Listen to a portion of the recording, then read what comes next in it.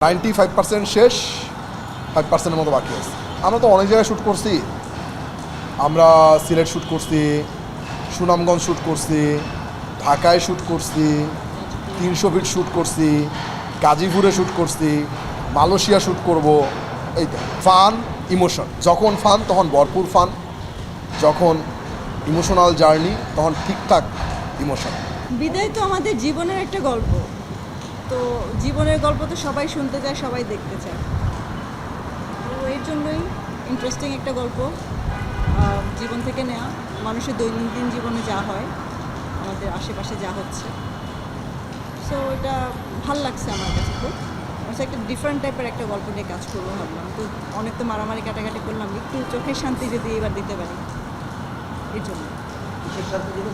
চোখের শান্তি। এটাতে ওই যে একটা ফান, মানুষ একটা ফান রিলিফ পাবে যখন সিনেমাটা দেখতে যাবে। আর আমরা বাঙালি তো বরাবরই ইমোশনাল, তো ইমোশনটা আমরা একদম প্রপার যেন ইমোশনাল একটা ফিল্ম তারা পায়, ইমোশনাল একটা পার্ট যেন একটা ফিল্মে পায়। তো ওই জায়গা থেকে আমার কাছে মনে হচ্ছে বিদায় সামথিং ডিফারেন্ট। অলওয়েজ না কাস্টিং না গল্পের প্রয়োজনে হয়, বিশ্বাস করেন। তো ওই গল্পের প্রয়োজনে যাকে যাকে মনে হয়েছে তাকে তাকে নিছি। আর বাপ্পা ভাই আসলে অনেক দিন পর্যন্ত নাই, সিনেমা করতেছে না।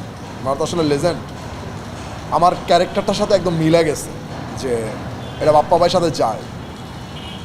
দুইটা জায়গায় মিলছে। এক হচ্ছে যে আসলে এত ভালো একজন অভিনেতা, উনি একজন অভিনেতা, অনেক দিন পর্যন্ত সিনেমার বাইরে আছে। তো মনে হইলো যে না, আমার চরিত্রটার সাথে যেহেতু যায় তাহলে আমরা চেষ্টা করি। ওই তো চেষ্টাটা আসলে সার্থক হয়েছে। আর তো অনেকেই আছে, দিঘি আছে, ফারুক আহমেদ আছে, ফজলুর রহমান বাবু আছে, তারপরে আরও অনেকেই আছে, যেমন হচ্ছে মুকিত জাকারিয়া আছে, মানে অনেক কাস্টিং আছে। দেখেন এইটা ভাইবা সিনেমা বানাই না কোনটা আসলে রিস্ক, এটা ভাবে বানাই না। একটা গল্প যখন আসলে মাথায় আসে, যখন গল্পটা কিক করে অ্যাজ ডিরেক্টর আমাকে, তখন আমি প্রডিউসারকে গল্প শোনাই। প্রডিউসারের যদি তখন গল্প ভালো লাগে তখন আসলে আমরা শ্যুট শুরু করি। তো আসলে রিস্ক তো সব কিছুতেই আছে, কিন্তু আসলে সত্যি কথা বলতে রিস্ক মাথায় নিয়ে একটা সিনেমাও বানাইনি এখন পর্যন্ত। যে তিনটার কাজ দুইটা হলো, আরেকটা রিলিজ হবে, বানাইনি। আমার প্রডিউসারও আমার মনে হয় তাই, তারা আসলে ওই রিস্কের চিন্তা করে না। তারা চিন্তা করা হচ্ছে গল্পটা কতটুকু ভালো লাগলো, এই গল্পটা আসলে মানুষ এনজয় করবে কিনা। সো ওই জায়গা থেকে আসলে আমরা এমনি এইভাবেই কাজ করতেছি শুরু থেকে। অডিয়েন্স, আমি একদম শুরুতেই একটা জিনিস আমার মাথায় থাকে যে সিনেমা হলে মানুষ আসলে সিনেমাটা টাকা দিয়ে টিকিট কেটে দেখতে যায় হচ্ছে সিনেমা হল এনজয় করার জন্য। সবার প্রথম ওইটা মাথায় থাকে আমার। দেখুন, আমরা আসলে হৃদয় যেটা বললো যে আমরা সিনেমা বানাই দর্শকের জন্য, তো দর্শকের ভালো লাগবে এমন জিনিসই বানাই আমরা বরাবর। তো এবারও আমি বানাবো, ঝুঁকি তো সব কিছুতেই থাকে। এখন মানে শাকিব খান বলুন, সিয়াম আহমেদ বলুন, শরীফুল রাজ বলুন, যাকেই বলুন না কেন, সো ঝুঁকিটা চিন্তা করে যদি সিনেমা বানাতে যাই তাহলে সিনেমা আসলে আমরা বানাতে পারতাম না। আমরা যেহেতু অডিয়েন্সকে চিন্তা করে সিনেমা বানাচ্ছি, অডিয়েন্সকে সিনেমা হলমুখী করার জন্য বানাচ্ছি, সো আমার মনে হয় যে ঝুঁকির চাইতে তাদেরকে সিনেমা হলে নিয়ে আসাটা ইম্পর্টেন্ট। আর আমার কাছে মনে হয় ঝুঁকি তো অনেক আগেই নিয়ে নিছে। যখন বাংলাদেশের মার্কেটে 7 কোটি 8 কোটি টাকার সিনেমা হয়, তখন হচ্ছে 14-15 কোটি টাকা খরচ করে ফেলছে। তো ওই রিস্ক নেওয়ার পরে এই রিস্ক তো আসলে কোনো রিস্কই না, তখনই রিস্ক মাথায় চিন্তা করে না যে এটা আসলে রিস্ক।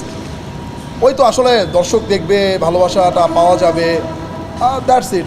এর জন্যই। আর সবচেয়ে বড় ব্যাপার হচ্ছে সবাই তো বলে রাক্ষসের পরে, কিন্তু বরবাদের পরে কিন্তু বিদায় শুটিং হয়েছে, তারপরে রাক্ষস হয়েছে।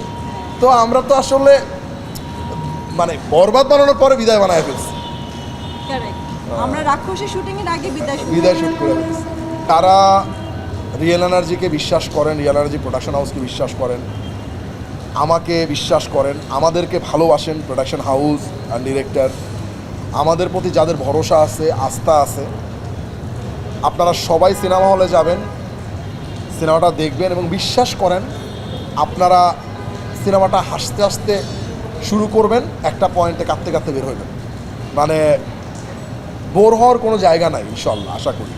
সো আর যারা এখন পর্যন্ত আসলে মানে আমার কাছ থেকে এক্সপেক্ট করেন যে একটু অন্যরকম কোনো কিছু বানানোর জন্য, রিয়েল এনার্জির কাছ থেকে এক্সপেক্ট করেন আমরা এইবার আসলে অন্যরকম কোনো কিছু বানাইতে যাচ্ছি এবং আশা করি ভালো কিছু হবে ইনশাল্লাহ। আমি বলবো রিয়েল এনার্জি প্রথম থেকেই বরবাদ থেকে শুরু করেছিল। বরবাদ আপনাদের ভালো লেগেছে, রাক্ষস বানিয়েছি আমরা, রাক্ষস আপনাদের ভালো লেগেছে।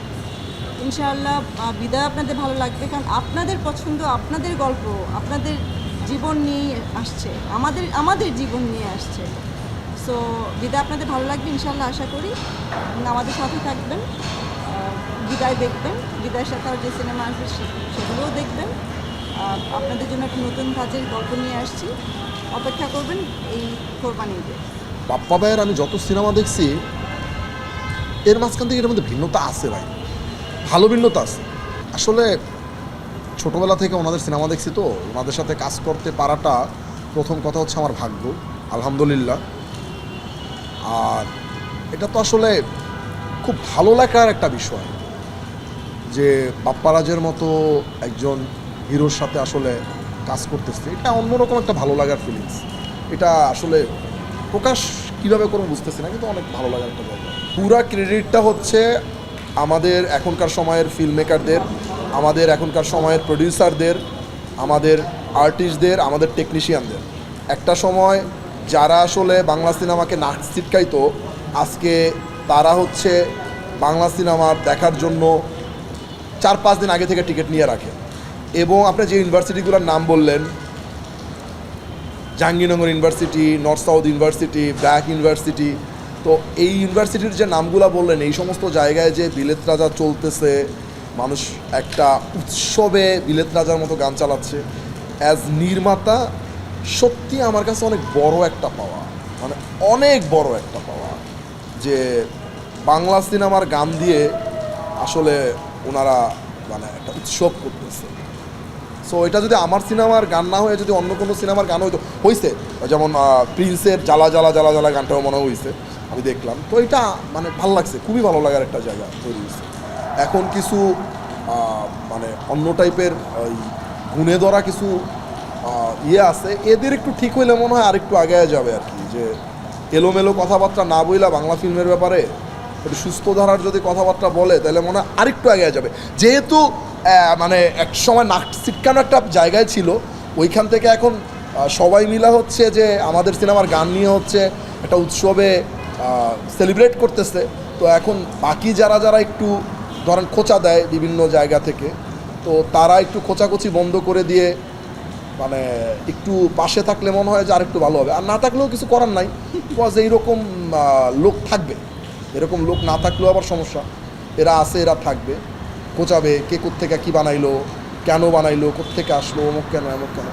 এরাও ভালো, কিন্তু এরা ভালো হয়ে গেলে আমার জন্য মনে হয় যে আরও ভালো হইতো ফিল্ম ইন্ডাস্ট্রির জন্য।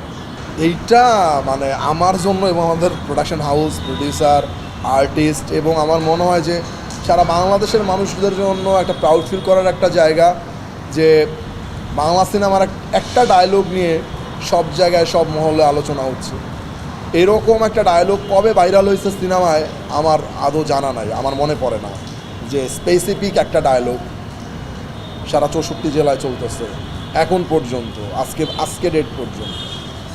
আলহামদুলিল্লাহ বাংলা ফিল্ম মানুষ এখন দেখছে সিনেমা হলে গিয়ে, আর ডায়লগ এভাবে করে ভাইরাল হচ্ছে, ডেফিনেটলি ভালো লাগার তো অনেক বড় একটা জায়গা আছেই। আর যেহেতু আমাদের ফিল্ম, আমাদের নিজস্ব ঘরের ফিল্ম, তো ওইটার অনুভূতিটাই একদম ডিফারেন্ট। সো জি, ভালো লাগছে ভাই। ওইটা আমার লেখা পর্যন্ত কাজ, ওইটা বের করে আনা পর্যন্ত কাজ, ওইটা সিয়াম পারবে ভাই, সিয়ামের সাথে আরেকদিন বসা হবে।